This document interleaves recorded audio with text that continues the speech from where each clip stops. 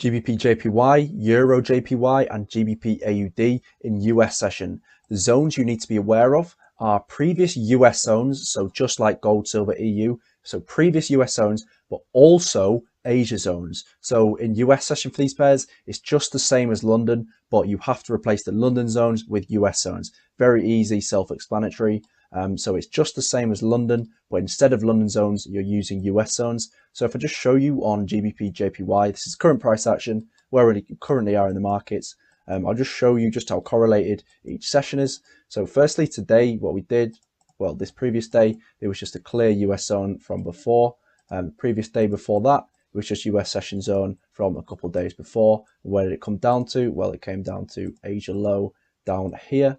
And then what was this Asia low? Well, if I drag it across, it was a US zone from a few days before that. So you can see just how correlated each session is. And also you've got to throw in the Asian zones as well. Now, what I will say is that the Asian zones aren't as important in US as they are in London. You've still got to be aware of them, but they're not as important as they are in the London.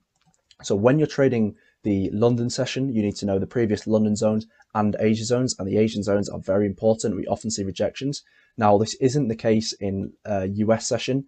We often see the rejections off of previous US zones, like you can see on all these examples here. So pretty much every day it's reacting off these zones, but you do have to be aware of Asia zones as well, because there is a chance of rejection. Now, the low for this day, if I take it across, it was just this low right here, and work that across there. You can see just how correlated each session is. Day after day, it's the same zones over and over again.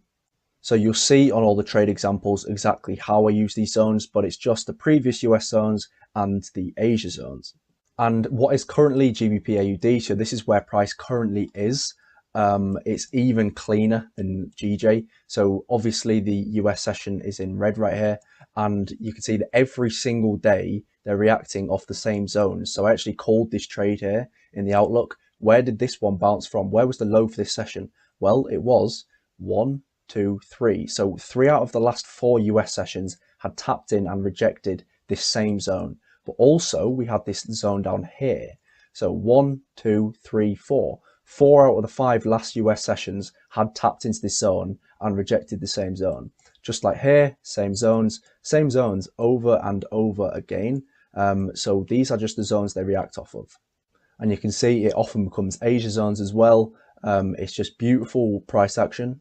So for GA, GJ, EJ, the lower time frame zones that you have to have on your charts is just the same as London, but replace the London zones with US zones. Really, really simple. You should understand that by now.